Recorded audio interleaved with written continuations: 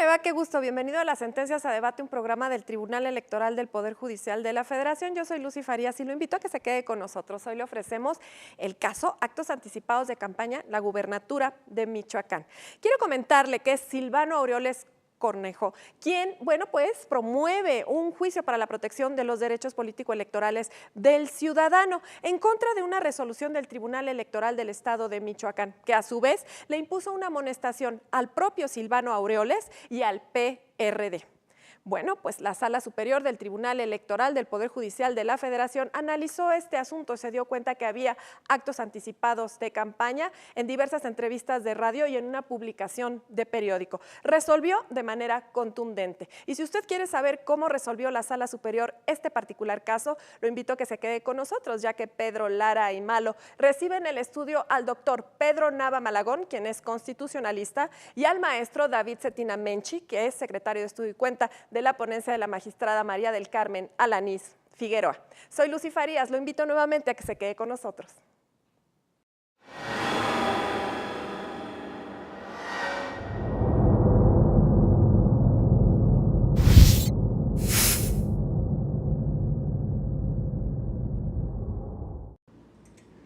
Como siempre, les damos la más cordial bienvenida a su programa Las Sentencias a Debate del Tribunal Electoral del Poder Judicial de la Federación. Agradecemos a Lucy Farías, quien ha hecho el favor de adelantarnos la presentación de nuestros invitados, a los que por supuesto agradecemos mucho el hecho de que estén aquí.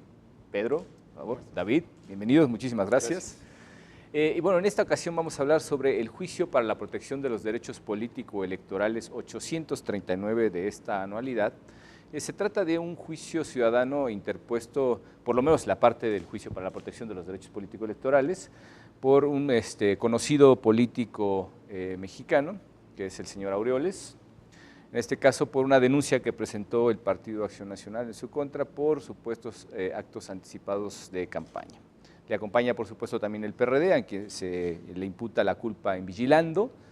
Y bueno, pues David, como es nuestra costumbre, si nos puedes poner un poco en antecedentes de este asunto, un poco para que nuestro público conozca finalmente cuáles fueron los precedentes de este asunto hasta llegar a Sala Superior. Con todo gusto, Pedro. En este caso, como bien lo apuntaste, el Partido Acción Nacional en el estado de Michoacán presentó una denuncia en contra de Silvano Aureoles por supuestos actos anticipados de campaña. ¿En qué hacía consistir estos actos anticipados de campaña el denunciante?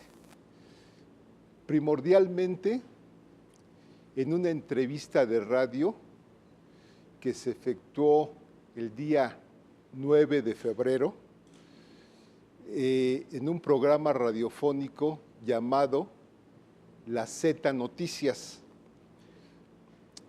Esta fue una entrevista que se le hizo a Silvano Aureoles en el contexto de que acababa de resultar precandidato del Partido de la Revolución Democrática a gobernador del estado de Michoacán.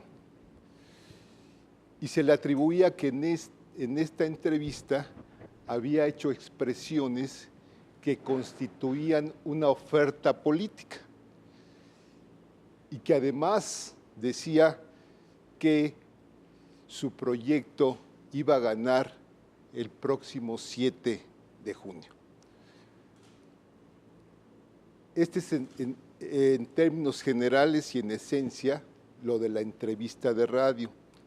También se le atribuye que en un periódico llamado 24 Horas Sin Límite se le hizo también una entrevista y que en esa entrevista el contexto general de la entrevista fue hablar del proceso electoral local en Michoacán y sobre todo que Silvano Aureoles expresó su oferta política, diversos planes y programas que tenía para Michoacán e incluso de cómo iba a conformar su gabinete de resultar electo. En síntesis, son de estas dos entrevistas por las que el denunciante consideró que Silvano Aureoles podría haber incurrido en actos anticipados de campaña. Okay, David, un poco para poner a nuestro público en el contexto, porque bueno, hablamos de ciertas fechas de febrero en las que evidentemente no nos encontramos en la etapa de precampaña, porque ya sabemos que el señor Aureoles fue electo como candidato, en este caso a la gubernatura del estado de Michoacán por parte del Partido de la Revolución Democrática, pero tampoco entrábamos todavía en el periodo de campañas. Y básicamente, bueno, pues la prohibición está dada tanto para los actos previos a la campaña como previos, en este caso, a la precampaña. Creo que el primero de los escenarios, es decir, justamente en ese ínterin entre la etapa de precampañas y las de campañas, cuando pues, no tienen, digamos, ese derecho a estar constantemente promoviendo su propuesta política, que es el caso, su imagen, como ya lo hemos dicho en otros casos abiertos a las violaciones al 134, pero en este caso particularmente hay un adelanto. Entonces se trata de un periodo, digamos, del llamado intercampaña, ¿cierto? Efectivamente, Pedro, también lo que aduce el denunciante es que esta promoción de la oferta política expresada por Silvano Aureoles se dio en el lapso de denominado intercampañas. Es decir, una vez que acabó la precampaña de precandidato del PRD, es decir, que se dio el 4 de febrero, y antes de que iniciaran las campañas electorales de la elección de gobernador del estado de Michoacán, que era el 5 de abril. Claro. Entonces, estas entrevistas se difundieron y promocionaron precisamente en el periodo de intercampañas. Correcto, correcto. Creo que con eso queda bastante claro para nuestro auditorio. Y Pedro Tocayo, pues como siempre es un placer tenerte por aquí. Gracias. Muchas gracias. Como buen constitucionalista y estudioso de estas cuestiones que eres, y viendo, digamos, esta colisión de principios y de derechos y de valores y de, en fin, una serie de cuestiones que desde el punto de vista constitucional se plantean como elementales de la democracia. Tenemos la libertad de expresión, por un lado, por el otro lado tenemos la equidad en las campañas, y bueno, pues podríamos incluso hablar hasta de obtener cierta ventaja cuando se dan este tipo de pronunciamientos, pero es difícil de entender y quizá tú nos podrías poner un poco en contexto por qué se da realmente esta situación, para que el público más o menos comprenda por qué lo de las intercampañas, que parece como una censura exagerada, ¿no? Va mucho más allá quizá de la necesidad de regular esas cuestiones que podrían, en ejercicio de la libertad de expresión, entendido como un abuso de este mismo derecho, pues vulnerar la equidad en la contienda electoral. Sí, completamente. Como tú lo dices, aquí que es la defensa, en este caso, del ciudadano Silvano Aureoles y del PRD, al momento de participar en el juicio, diciendo, oye, es que yo estoy en un ejercicio de libertad de expresión. Nada más que, como tú lo sabes, la libertad de expresión en ningún caso es absoluta. Para los ciudadanos en común tienen como freno el no ofender a terceros, el no calumniar, etcétera, etcétera. Y en el caso de materia político-electoral, obviamente que tiene restricciones que impide que un partido tenga ventajas sobre otro partido. Por eso las reglas son muy claras. En este caso ya tuvieron ellos una exposición en la precampaña, ¿no? Ya fueron designados candidatos y entonces viene el periodo de intercampañas en donde por razones obvias no pueden estar expuestos hasta que inicien las campañas que autoriza la ley. Pero además eso, la ley no es una ley mordaza. Lo que no pueden hacer es promover su oferta política. Y en el caso fue clarísimo. Si tú analizas la entrevista y como lo hizo David y posteriormente la magistrada Alanís al momento de presentar esa propuesta al Pleno, adviertes que al contrario, parecería que el señor Aureoles estaba en abierta campaña política, ¿no? Entonces, evidentemente eso tenía que ser sancionado porque si no hubiera habido un desequilibrio en la contienda ya electoral, ¿no? Okay. Yo un poco haciendo de abogado del diablo, y bueno, todos los abogados dicen que somos del diablo, pero en este caso, recogiendo la sabiduría popular y haciendo de abogado del diablo, sí me gustaría que hiciéramos un ejercicio. Está muy claro que la conducta evidentemente estaba vulnerando la equidad por los tiempos, sobre todo. Bueno, se dan tanto la cuestión personal como la cuestión subjetiva como la cuestión temporal. Esos elementos que al final de cuentas en el análisis que se hace jurisdiccionalmente y que se ha hecho precisamente para la elaboración de esta sentencia desde la ponencia de la magistrada Mari Carmen Alanís, nos dice que la conducta está muy clara que fue violatoria. Ahora bien, ¿qué pasaría en un contexto en el que esa libertad de expresión va muchísimo más allá y se deja, una vez que se considera que una persona está registrada ya como candidato y sin atender realmente a esos tiempos tan rigurosos que tenemos de precampañas, de campañas, de proceso y posterior lo que viene al proceso electoral propiamente dicho, al día de la votación? ¿Qué es lo que podríamos hacer para, digamos, abrir el campo a esa participación libre y demás? ¿Sería beneficioso realmente para la ciudadanía el encontrarnos con una apertura absoluta de la oferta política, sin restricciones pues digamos, de modo, tiempo y lugar, grosso modo, ¿no? Sabemos que, por ejemplo, la cuestión de los tiempos en radio y televisión, que son los medios privilegiados, bueno, pues está regulado a nivel nacional por el Instituto Electoral, pero suponiendo que dentro de esos márgenes de regulación de uso de medios, los tiempos quedaran abiertos y nos encontráramos en un debate, pues más que robustecido, realmente arengado a que sea una verdadera lucha encarnizada políticamente hablando. Mira, yo en lo personal creo que este periodo de intercampañas no tiene razón de ser. O sea, ya estuvieron en una exposición y entonces de repente los borras del mapa, ¿no? Hasta que empiezan las campañas. Evidentemente ya son candidatos, ya están subidos en la carrera política. Entonces, como está diseñada la ley, este periodo evidentemente que hay violaciones y hay denuncias. ¿Por qué? Porque ya tienen el carácter de candidatos y son los mismos que van a contender. Yo sí creo que este periodo debería o de reducirse o desaparecer, al igual que el que teníamos para que el presidente de la República tomara posesión como presidente de la República. ¿Qué caso tiene? O sea, yo ya soy el presidente electo, entonces, ¿por qué meses, no? Para poder tomar posesión del cargo. Te decían que era para negociar qué se queda y qué no, ¿verdad? Pues, para ver qué hacían en ese. Pero sí, yo creo que es una tentación y va con la inercia de la designación como candidato. Entonces, yo sí creo que este periodo propicia que los candidatos violen la normatividad o estudien qué palabras utilizar para que estén en la línea, ¿no? de incumplir con la normatividad.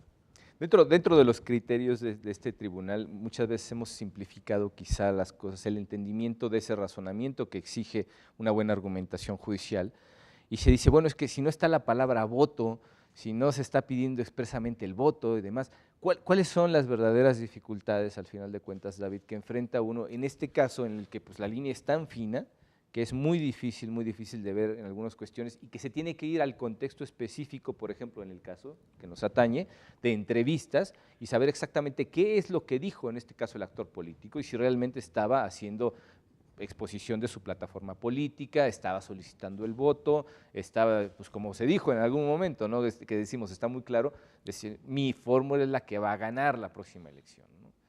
¿Cuál es la metodología desde ese punto de vista del análisis de la situación y de la construcción de esa argumentación necesaria?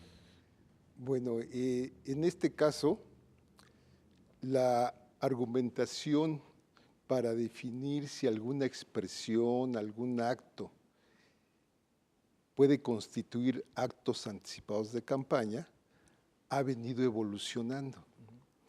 En un principio, los criterios iban en el sentido de que necesariamente debería de contener alguna expresión de llamado al voto, vota, votar, o algo similar, ¿no? Pero que debía de contener necesariamente alguna palabra que llamara al voto, ¿no?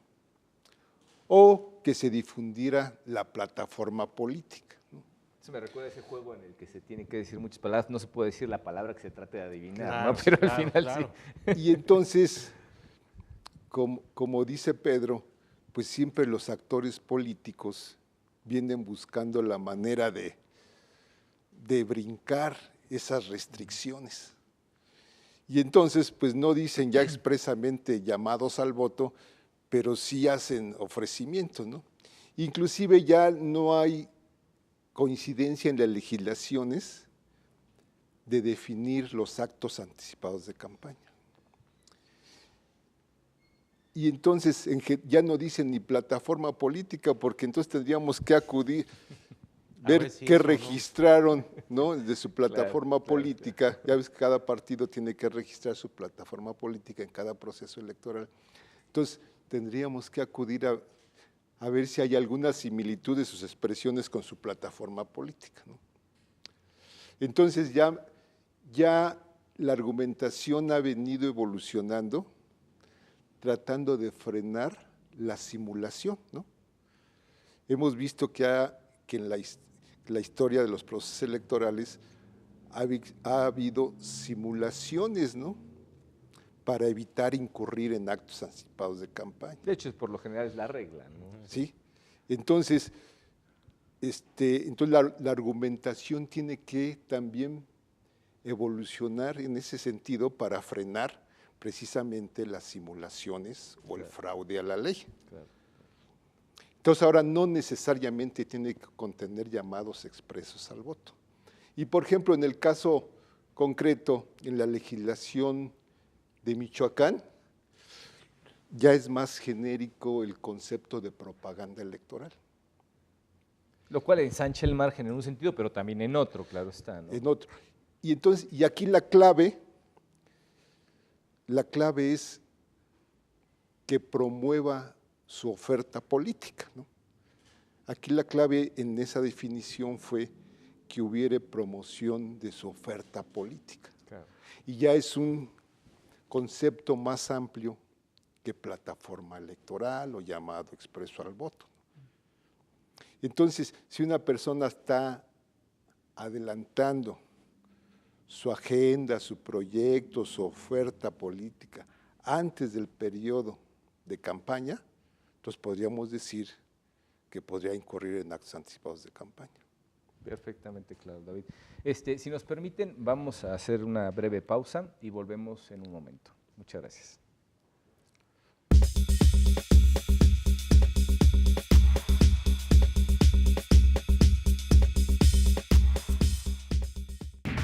La comunicación es una forma de ejercer la transparencia. Internet es un canal de salida de contenidos altamente eficiente que reduce mucho los costos de operación. En el Tribunal Electoral del Poder Judicial de la Federación hemos incrementado nuestra producción de contenidos audiovisuales especializados. Por ello, resulta necesario maximizar el uso de nuestra infraestructura para la creación de nuevos programas de televisión. Ante este escenario, proponemos la creación de un canal de televisión por Internet. Con este nuevo espacio fortaleceremos nuestra imagen institucional, nuestros canales de comunicación con la sociedad, además de apoyar la difusión de nuestros valores democráticos. Plataforma Electoral busca consolidar los esfuerzos en comunicación que a lo largo de la historia ha desarrollado este órgano jurisdiccional. Este nuevo espacio se conjugará con las demás líneas de acción en comunicación, como son las redes sociales, los programas de televisión y radio y el trabajo editorial e informativo para constituir así una completa plataforma de comunicación, nuestra plataforma electoral. Este canal de televisión por Internet se convertirá en la principal puerta de salida para nuestros contenidos y de forma complementaria se utilizarán los espacios de canal judicial. Al consolidar este proyecto, el Tribunal Electoral se posicionará, sin duda, como el mayor generador de contenidos especializados en materia electoral, además de convertirse en la principal referencia en el mundo sobre este tema. Las principales líneas de comunicación que serán atendidas son la labor jurisdiccional del tribunal a través de sus sentencias, la transparencia electoral, la labor internacional y la vinculación del tribunal con los temas sociales como derechos de los pueblos indígenas y la equidad de género. Plataforma Electoral. El más importante generador de contenidos especializados. La democracia es cuestión de todos los días y de todos los ciudadanos, de grandes y pequeñas decisiones. En el Tribunal Electoral trabajamos para que tu voz sea respetada. Resolvemos a favor de la igualdad política entre mujeres y hombres. Defendemos las decisiones que toman con autonomía los pueblos y comunidades indígenas. Nuestras sentencias garantizan el respeto a tus derechos político-electorales, consolidan nuestra democracia. Tribunal Electoral del Poder Judicial de la Federación. Tú tomas la decisión. Nosotros la protegemos.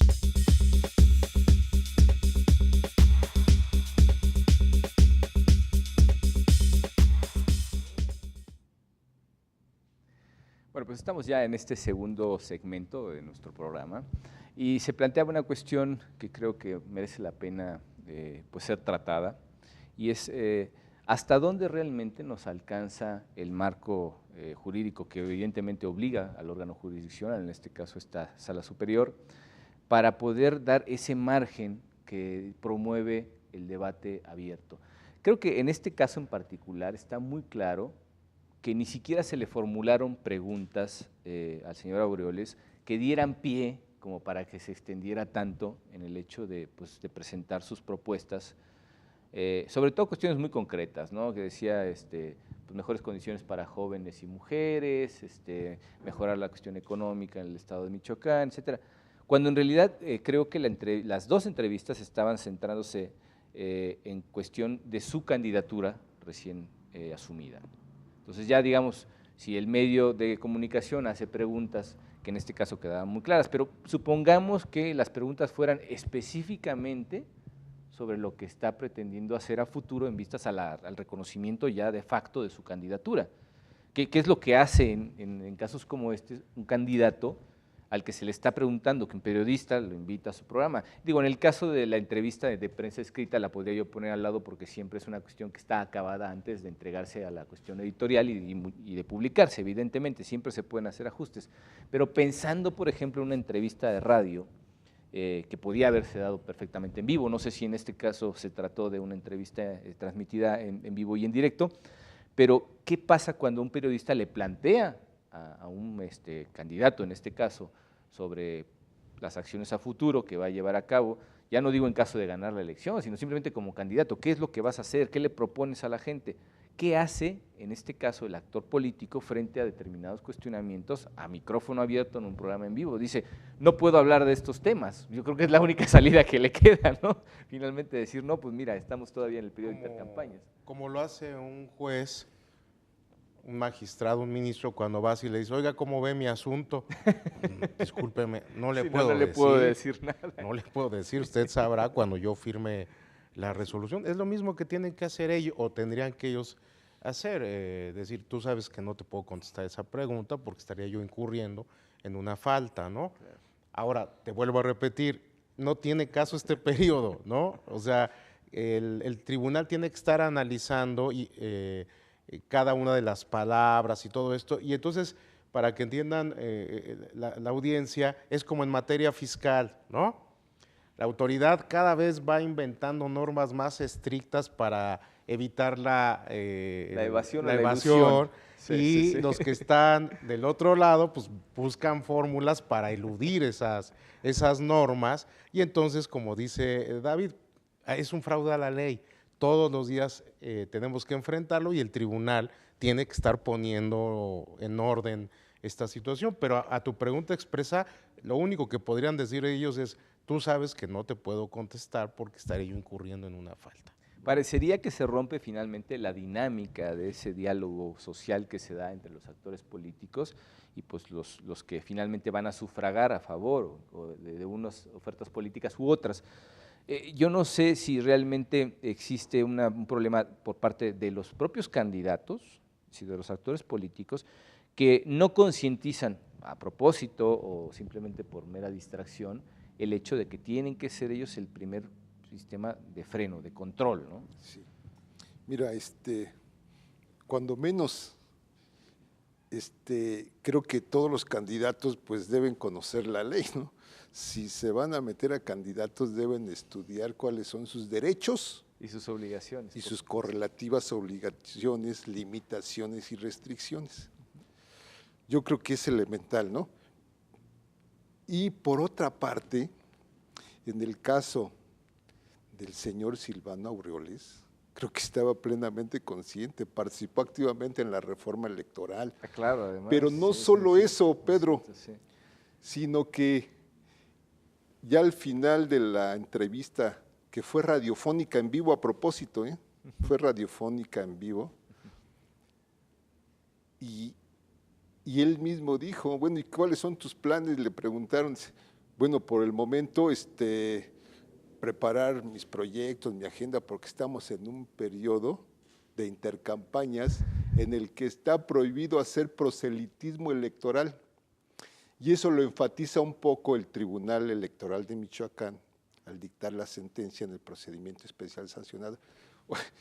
Y él mismo lo está diciendo, lo conoce perfectamente y se explaya a responder preguntas sobre su precandidatura, que ese era el contexto general de la entrevista, se explaya para hablar ya para de sus hablar acciones futuras. ¿Quiénes van a integrar el gabinete? y se explaya de sus planes, programas, agenda, ¿no?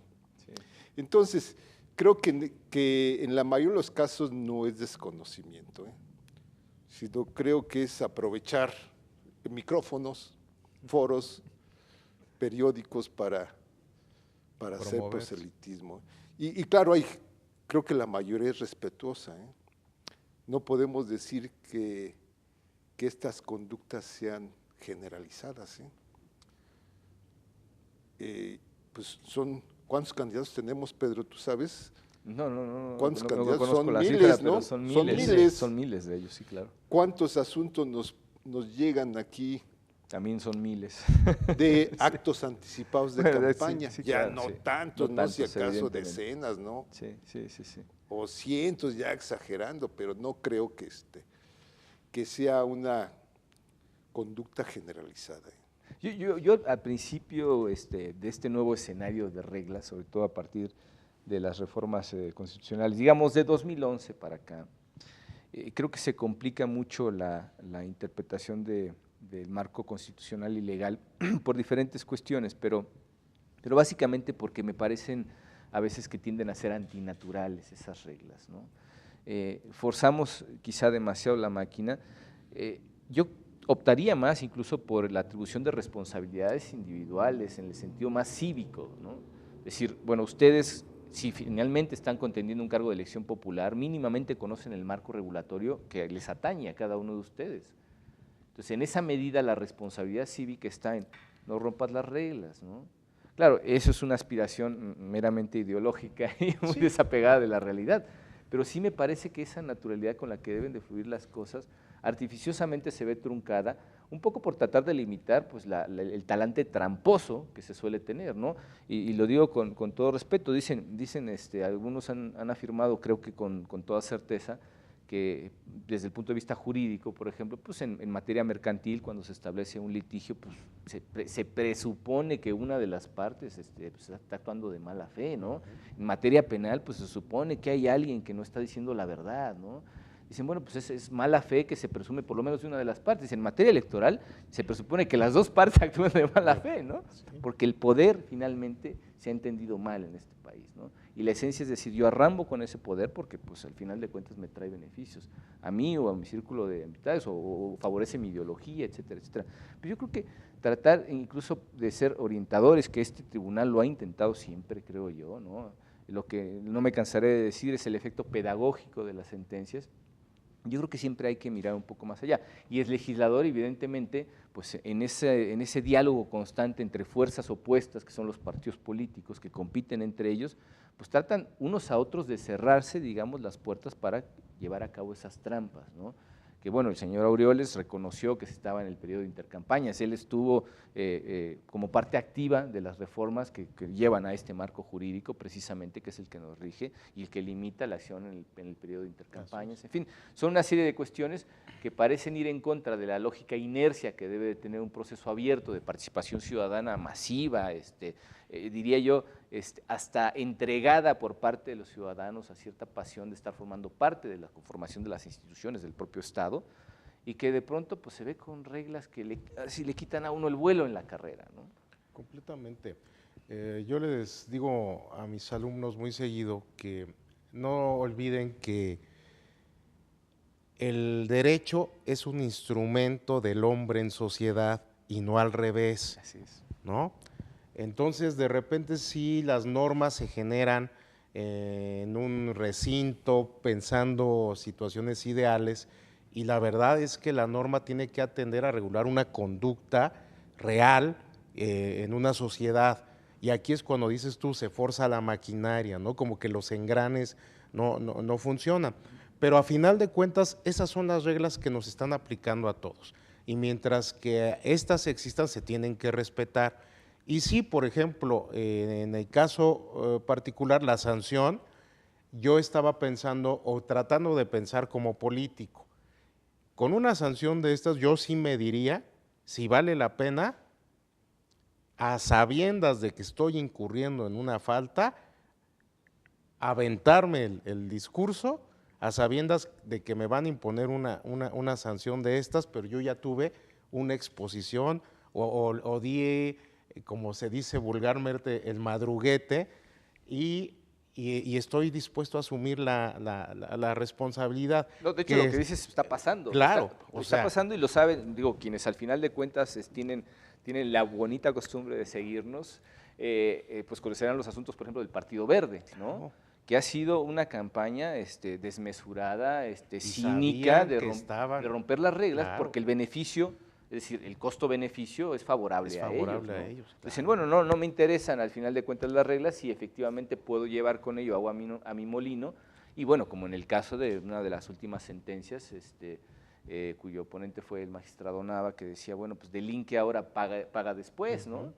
Que evidentemente, pues bueno, tenemos que encontrar la manera de atajar estas cosas sin vulnerar el sistema de libertades de participación política y al final de cuentas, pues la libertad de expresión, que es base fundamental de la democracia, ¿no? Sí. ¿En qué medida realmente? Bueno, pues las interpretaciones a golpe de sentencia, como se suele decir, y en esas interpretaciones que evidentemente tienen que sustentarlas, tratar de ser orientadores. Y yo pensaría un poco yendo al marco precisamente de la libertad de expresión.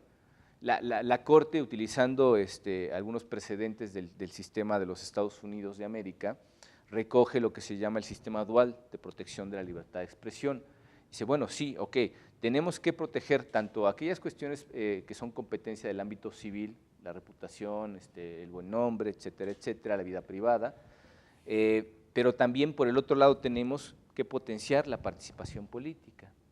La participación ciudadana en general, ¿no? La libertad de expresión, potenciarla. Y dice, bueno, tenemos a quienes son actores del ámbito público, pues casi siempre identificados precisamente con quienes hacen política, los comunicadores, etcétera, etcétera, los partidos políticos y demás, y por el otro lado tenemos a los ciudadanos de a pie. Entonces, en ese sistema, la dualidad precisamente es que a quien está, digamos, más indefenso, que no tiene que ver con el ámbito público, por lo menos de una manera directa, se le va a proteger con todo el rigor de la ley. Claro, y las limitaciones serán mínimas. Exacto. Y en el caso de quienes pertenecen al ámbito público, es decir, los personajes públicos que tienen injerencia en la vida pública, pues la protección va a ser menor, porque de lo que se trata es de que ese diálogo, aun cuando llegue a ser en ciertos sentidos encarnizado ideológicamente, pues no basta con el simple hecho de decir te voy a proteger porque resulta que tu buena imagen está siendo vulnerada, cuando la sociedad demanda conocer esa situación, Claro. ¿no? En el caso sobre todo de los cargos con ejercicio de presupuesto público, decir, bueno, está bien, la vida privada de esa persona debe estar protegida, pero en tanto tenga injerencia en la vida pública o tenga que ver con el uso de recursos públicos, perdón, pero ahí sí se ensancha ese margen, ya no te voy a proteger exactamente igual que un particular. Entonces, ¿en qué medida podemos trasladar la interpretación a casos como estos? Porque sabemos que la ley alcanza para decirnos, no se puede hacer promoción de la plataforma electoral, no se puede solicitar el voto. Esos actos que de alguna manera están vetados por la ley porque significan una desventaja dentro de la contienda. Pero ¿hasta dónde llegamos a definir, por ejemplo, el hecho de presentar la plataforma política? Insisto, en el caso creo que está muy claro y es un ejemplo desde el punto de vista positivo de lo que no se debe de hacer, definitivamente, es decir, lo que hizo el señor Aureoles está muy claro que vulneró la normatividad electoral, pero en el sentido opuesto, hasta dónde realmente podemos hacer esa interpretación que dé un cierto margen para que la persona pueda utilizar la palabra voto sin necesariamente estar diciendo que pide para él ese voto, en qué momento puede decir que coincide con cierta ideología y no estar hablando de su propia plataforma electoral, ¿no? Creo que las dificultades finalmente van empezando a hilar dentro de lo más fino y se convierte en una cuestión ya hipertécnica de argumentación jurídica, pero sobre todo están sentando bases que pudieran ser fundamentales a futuro para poder ensanchar, digamos, ese margen de libertad de expresión, ¿no, David? Sí, sí, Pedro. Bueno, aquí tenemos varios aspectos a considerar, ¿no? El primer punto que tocabas es la calificación de la falta y la individualización de la sanción. En este caso, el Tribunal Electoral de Michoacán calificó la falta como leve. Así es. Y como consecuencia, de acuerdo a la graduación que existe, pues le puso la infracción mínima, la sanción mínima, la amonestación. Así es. Y desde luego quien podría haber impugnado esa calificación de la falta, individualización de la sanción, era el PAN y no lo impugnó, ¿no? Entonces aquí quienes impugnaron fueron el señor Silvano Aureoles y el PRD, pero pretendían que se considerara que no incurrieron en la comisión de la falta de actos anticipados de campaña. Entonces aquí ya no pudimos entrar A esa parte, ¿no? Entonces, pero es un tema fundamental. La calificación de la falta y la individualización de la sanción tienen que ver con la disuasión de conductas infractoras. Claro. Aquí si no duele, voy a seguir repitiendo. Aquí en el procedimiento sancionador hemos considerado que eso es muy importante, ¿no? Se debe ser muy cuidadoso en evaluar cuál debe ser la calificación de la falta, si leve, grave, ¿no? Y si es grave, una sanción pecuniaria. Grave, especial, gravísima, y en fin, sí. Incluso se puede llegar a la cancelación del registro de la candidatura. Así es. Entonces, este es un tema muy importante que el Tribunal Electoral, la Sala Superior, ha tomado muy en cuenta para evitar que en el futuro se cometan este tipo de conductas. Y que no salga más rentable el hecho de vulnerar la norma y finalmente decir, pues si va a ser solamente una amonestación, pues me viene de perlas, ¿no? Si me permiten, vamos a irnos a nuestro segundo corte y volvemos en un momento. Muchas gracias.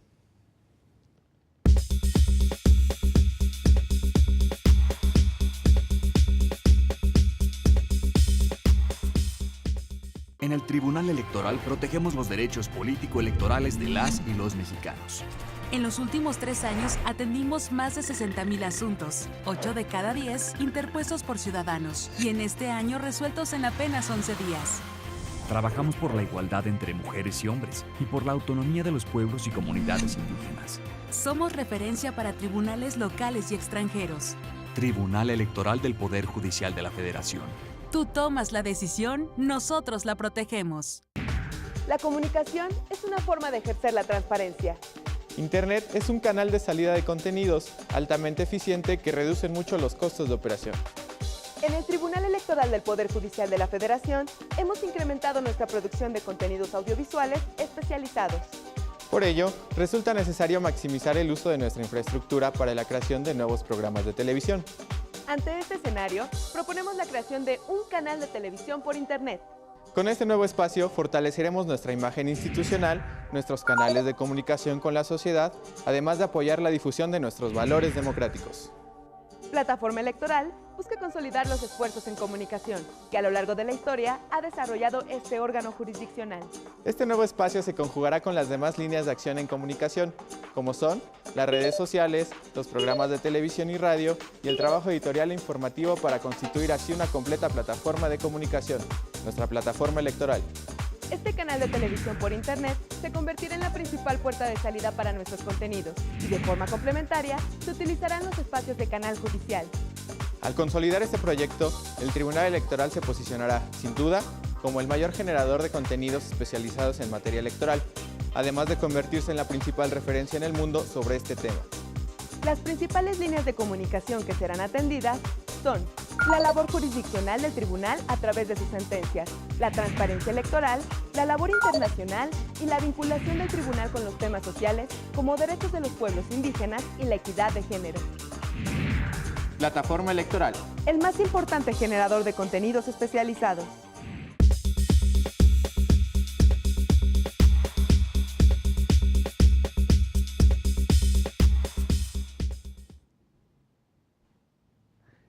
Estamos de regreso con ustedes en nuestro tercer segmento de Sentencias a Debate. Y bueno, me gustaría que perfiláramos sobre todo la opinión que cada uno de ustedes tiene respecto de ese margen del que hablábamos, ¿no? Sabiendo que hay conductas que evidentemente están transgrediendo la norma, es decir, más allá de la prohibición, y en este caso sobre todo por los tiempos, estábamos en intercampañas, los pronunciamientos claramente están presentando la plataforma electoral, su gabinete, en fin, cuestiones que ya deberían estar, digamos, dentro del periodo de campañas necesariamente porque promueven frente al electorado, pues al final de cuentas, las acciones que se plantean a futuro como oferta política por parte de este instituto.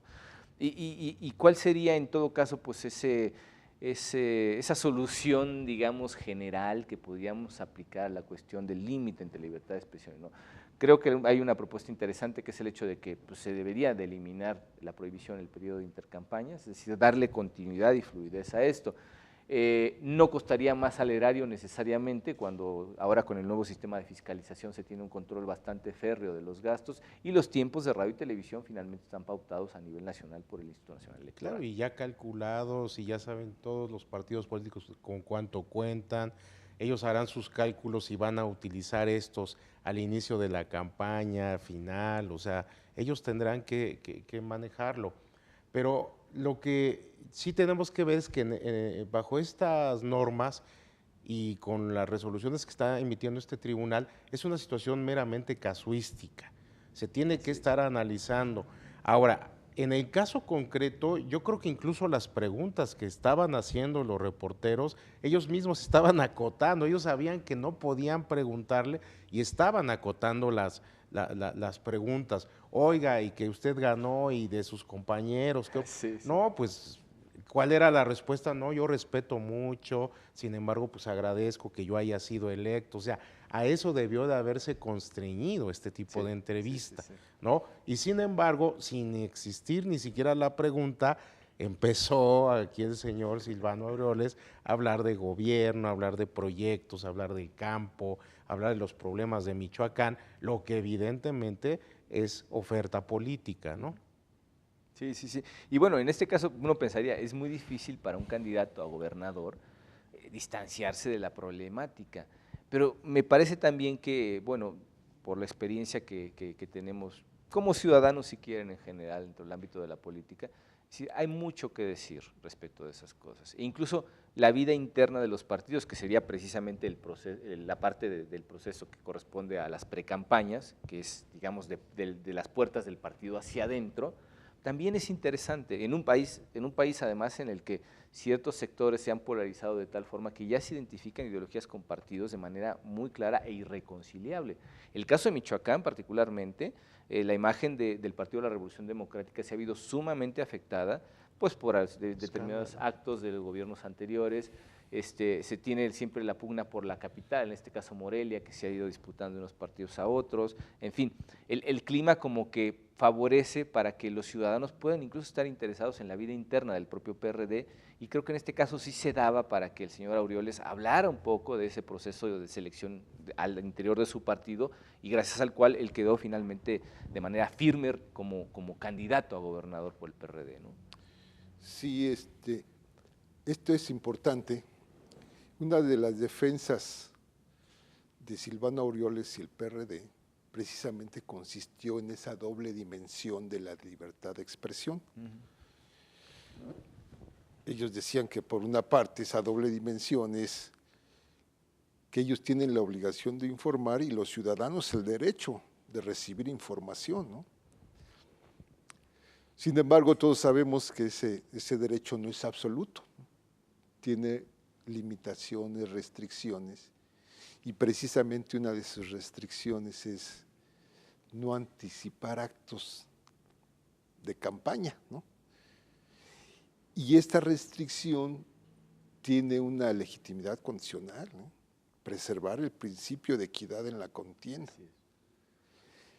Entonces, creo yo que las entrevistas no riñen con el derecho a la libertad de expresión en esa doble dimensión, siempre y cuando se constriñan a expresiones que no incurran en prohibiciones, ¿no? Y en este caso, siguiendo el guión de los periodistas, hubiera bastado, ¿no? Y los propios periodistas lo estaban enmarcando en un contexto distinto al de oferta política, ¿no?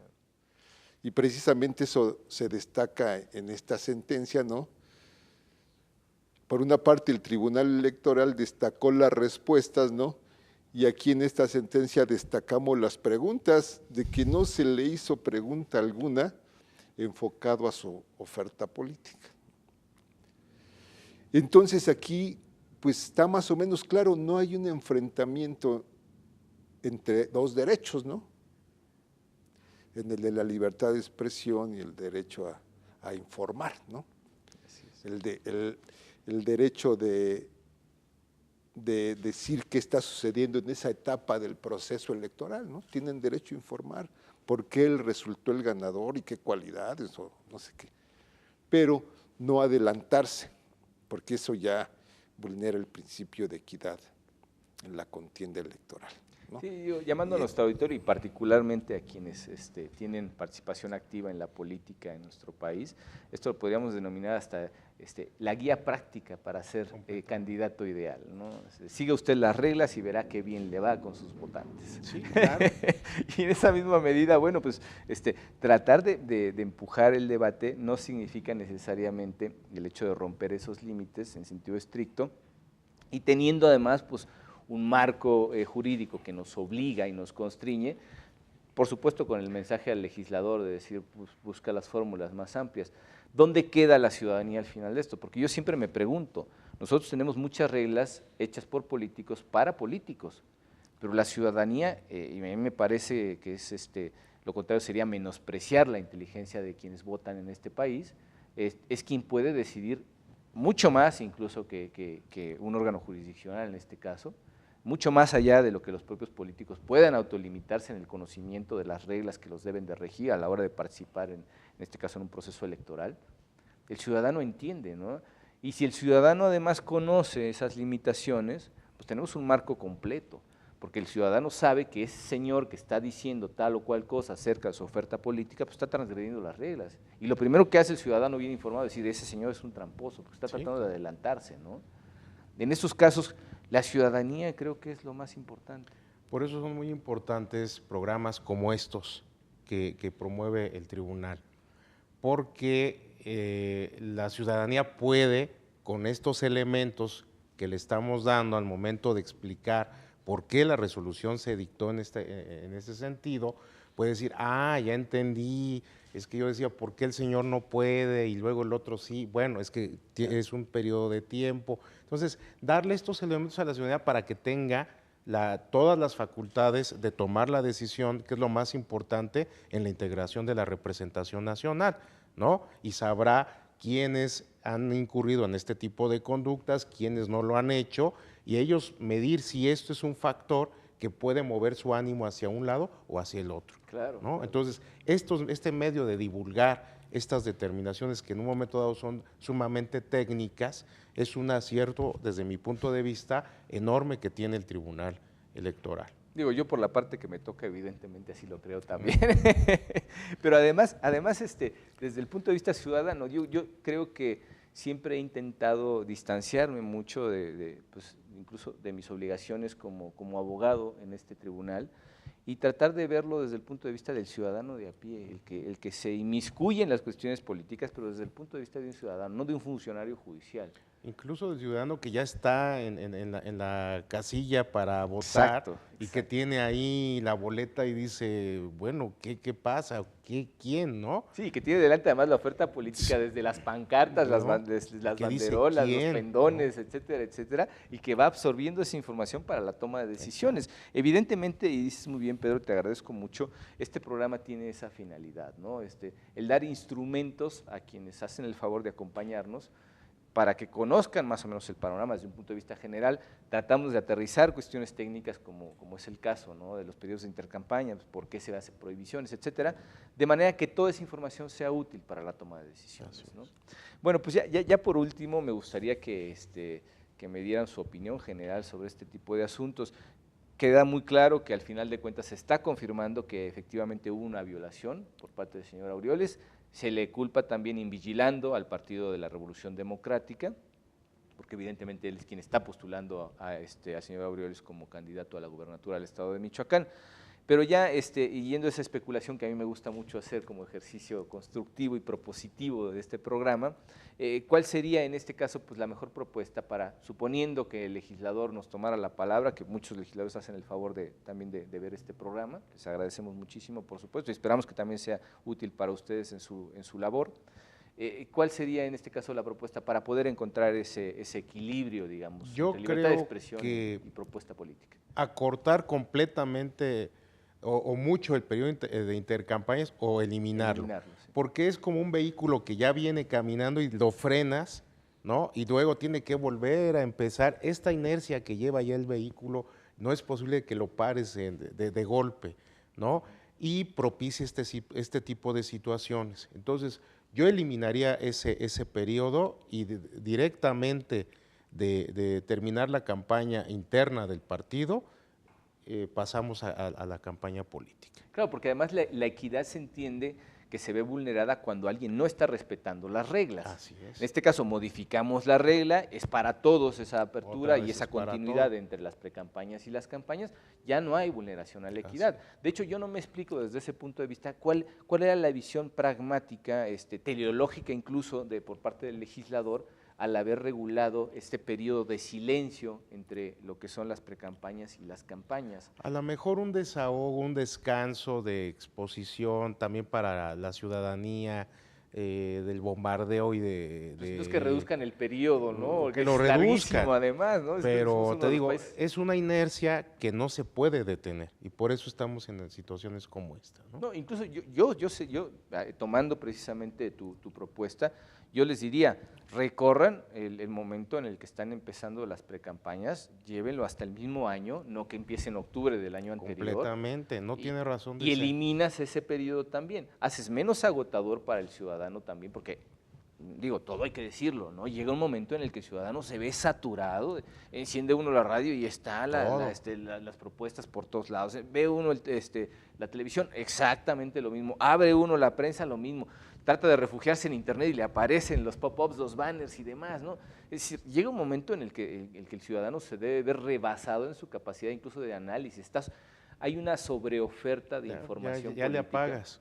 Llega un momento en que definitivamente muchos optarán por apagarlo, ¿no? Decir, ok, ya conozco la propuesta de fulanito, sutanito y menganito, ya déjenme tranquilo, ¿no? Por favor. Sí. Y digo, son voces muchas las que han pues bregado por tratar de conseguir esto como un cambio. Sería menos costoso al erario. Completamente. ¿Sí? Menos agotador para el ciudadano. Las ofertas políticas serían menos banales también, porque cuando tienes menos tiempo y menos recursos, vas a lo concreto, ¿no? Te centras en cuál es el meollo, la sustancia de tu oferta política. Y es lo que le presentas, ¿no? No andas también rondando a los medios por todos lados a ver quién te da un espacio para poder cacarear literalmente lo que tú estás proponiendo para mejorar este país. Aunque sea sacar un escudito ahí donde se pueda, ¿no? Exacto, ¿no? Y en esa medida creo que se produciría una sana depuración. Yo no sé cuál es tu opinión al respecto, David, y digo, separándonos un poco, por supuesto, de las obligaciones de imparcialidad jurisdiccional y considerando que evidentemente estamos hablando de realidad jurídica que ya está plasmada en esta sentencia, es algo a lo cual nos atenemos por fuerza de la ley, pero también se vale la pena hacer ejercicios de especulación que a veces son muy sanos, ¿no? Sí, bueno, en mi opinión, la evolución de la regulación en esta materia de precampañas, intercampañas y campañas ha venido evolucionando.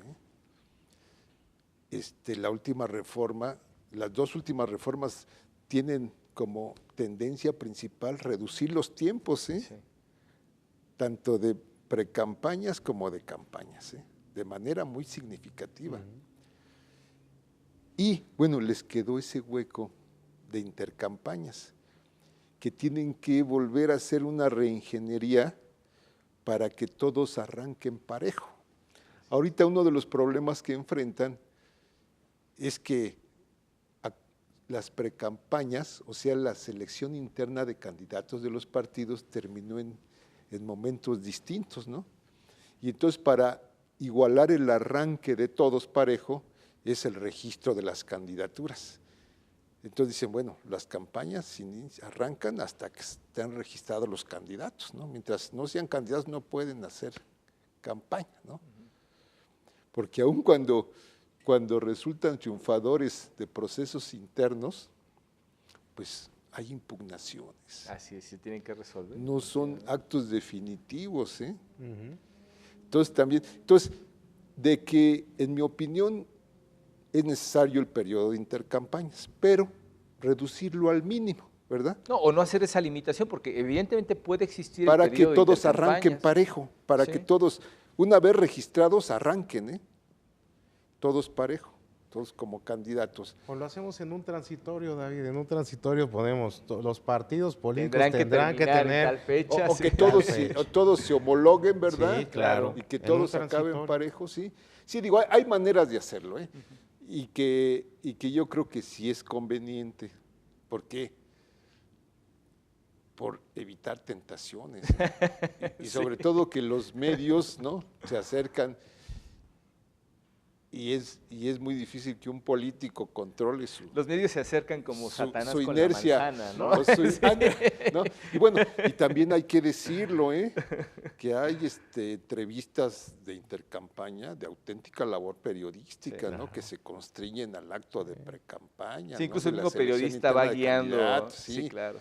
Sí, entonces, es posible. Es decir, nuestro marco jurídico electoral viene evolucionando constantemente y los propios partidos se dan cuenta qué es lo que funciona bien y qué es lo que hay que ajustar, y esto es totalmente inacabado y constantemente se va mejorando. Y yo creo que atinadamente Pedro señala que este es uno de los puntos para la próxima reforma electoral, porque como ustedes saben, cada proceso electoral nos enseña algo nuevo. Nos enseña algo nuevo.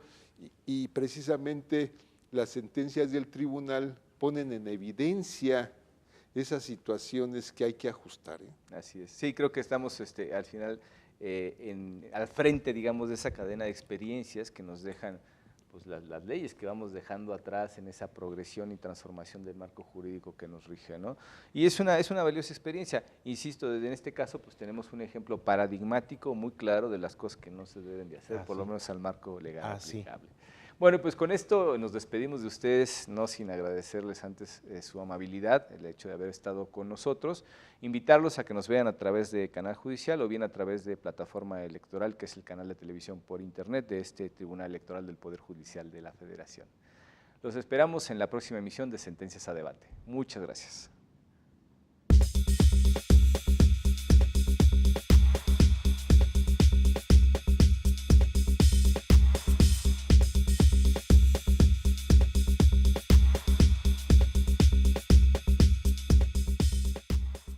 Este año, elegiremos diputados federales y autoridades en 17 entidades federativas. Las y los mexicanos podemos tener la certeza de que contamos con instituciones fuertes. Muestra de ello es el reconocimiento que recibió el Tribunal Electoral como la mejor institución electoral del año, entre órganos de todo el mundo. Lo que ratifica nuestro trabajo de cara al proceso electoral 2015. Tribunal Electoral del Poder Judicial de la Federación. Tú tomas la decisión, nosotros la protegemos.